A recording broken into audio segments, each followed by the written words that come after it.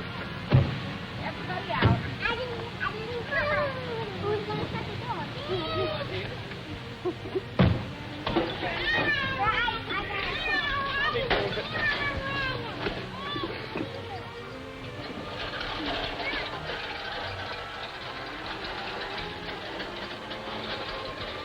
Come on, kids. You're ready to eat.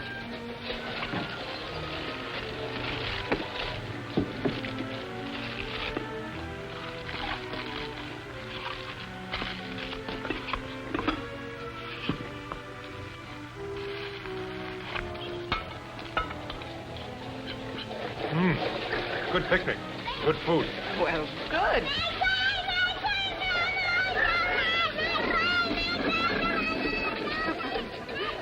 Heaven forbid our new car should give us a ride like that. Not a chance. Our new Chevrolet rides smoother and gives more all-around comfort than any car we ever owned. That's right. That's why we bought it. But you know, I can't imagine what they've done to make it that way. Well, lots of things you can't see. Hidden values. Now, you take that easy steering I was... Oh, boy. Remember me? I'm your wife, not one of your engineering friends. Oh, even you can understand this. Years ago, front wheels had a solid front axle.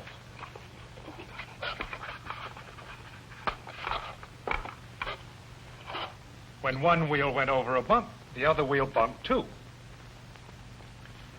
The steering wheel jerked, and passengers rocked and jolted. Then they figured out how to suspend the wheels separately.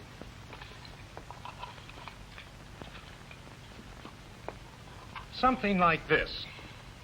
With the wheels on separate axles, they can't pass bumps to each other.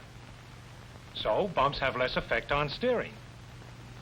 Our Chevrolets have had that kind of front wheel suspension for a long time. But the engineers still weren't satisfied with the steering. You see, front wheels are connected to the steering by what they call tie rods.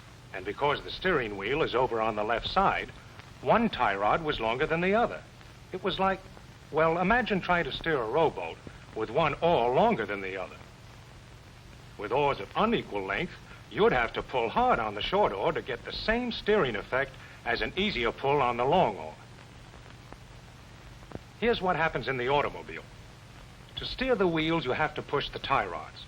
And remembering the rowboat, you can see that you'll have to move the tie rods different distances to get the same steering results. Also, as the front wheels bump up and down, the tie rods turn them slightly. Both wheels turn inward. But because of the unequal tie rods, one wheel often turns more than the other. So in straight-ahead driving on rough roads, unequal tie rods can make a car pull slightly to one side. Not good, huh? No, and a difficult engineering problem to boot.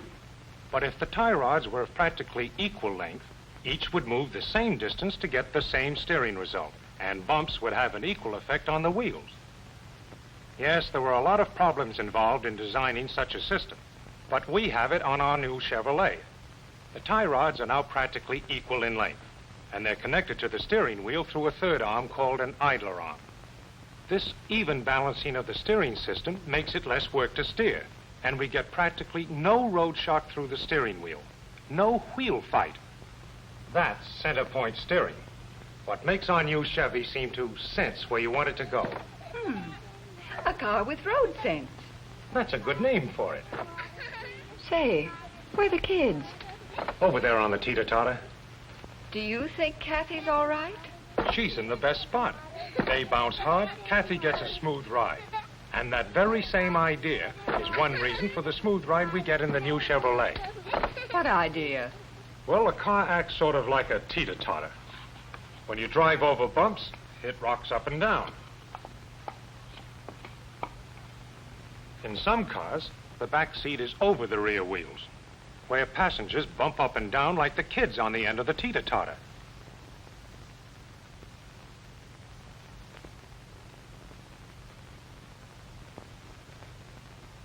In our new car, the seats are between the wheels, where you get the smoothest ride, like Kathy at the center point of the teeter-totter.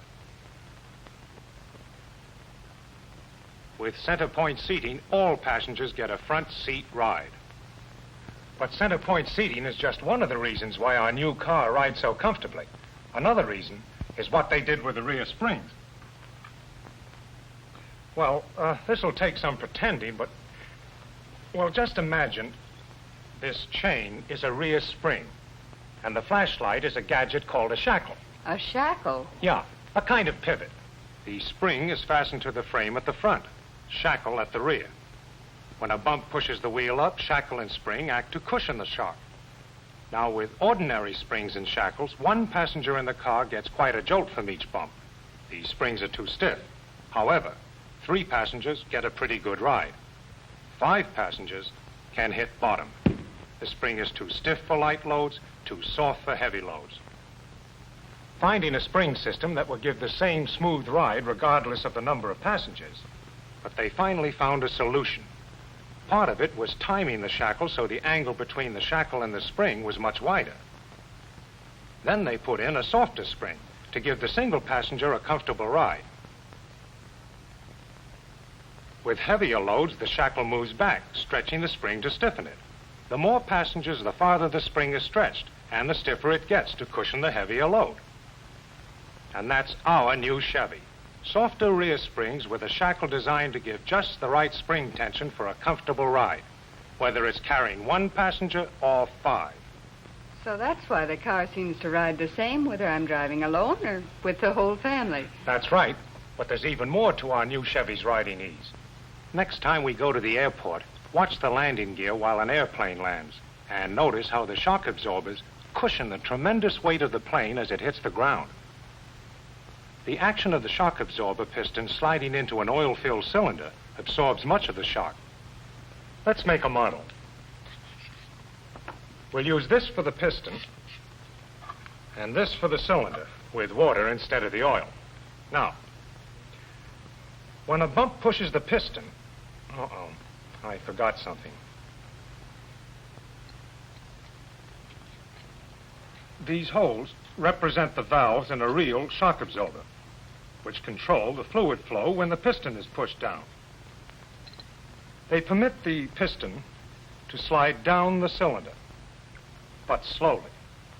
On the rebound, a spring pushes the piston up, and again the fluid controls the action. Our Chevrolet shock absorbers are now this same type.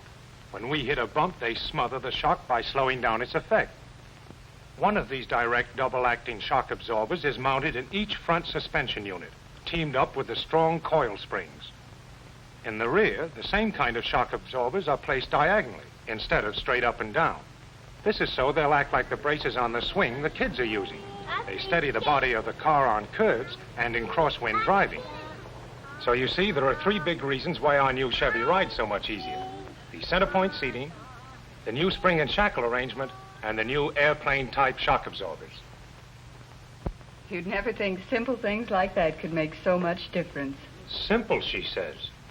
They seem simple after they're perfected. But what it takes to develop one of those simple things and make sure that it works. Why, do you know... John, don't you think Tommy's swinging Gail too hard? Oh, she knows how to hang on. Do you know of a better way to stir up a breeze? Sure. Breezing along in our new car. Well, you got something there. You know, they call it the car that breathes. Up front, under the hood, are 2 air intake scoops leading to the passenger compartment.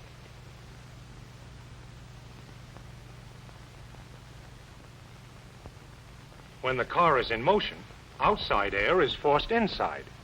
The amount of air admitted can be controlled by vents, which open or close so you can have air from both scoops, from one, or from neither.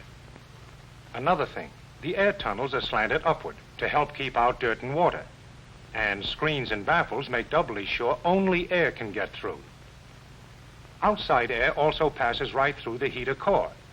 So when the heater is on, the air is warmed as it's forced into the car and over the front seats into the rear compartment. Also, the tunnels beneath the front seats offer air circulation to ensure uniform temperature, front and rear. The blower builds up enough pressure to force stale air out as well as keep cold air from leaking in. The heater controls regulate the temperature of the air and the speed of the blower. For instance, in warm, rainy weather, you can turn the heat off entirely, turn the blower on, and fill the car with cool outside air. Our defroster is controlled just as easily. With the wide defroster slots beneath the windshield, ice, steam, and fog are melted away more rapidly than I ever thought possible. Yes, from the standpoint of passenger comfort and of smooth riding and driving ease, I think we've got a pretty good buy. Well, I'm satisfied. And I'm not too easily pleased, as you may have noticed. Yeah, don't I know? Of course, we've just talked about a few of the many things that made Chevy my #1 choice. What's this? That's your dad's conception of our new Chevrolet. Ah, you're kidding. Yes, son. It's the only way I could think of to show your mom the hidden values in our car. So when we get going, she'll know some of the reasons why we get all that big car performance from our new Chevrolet.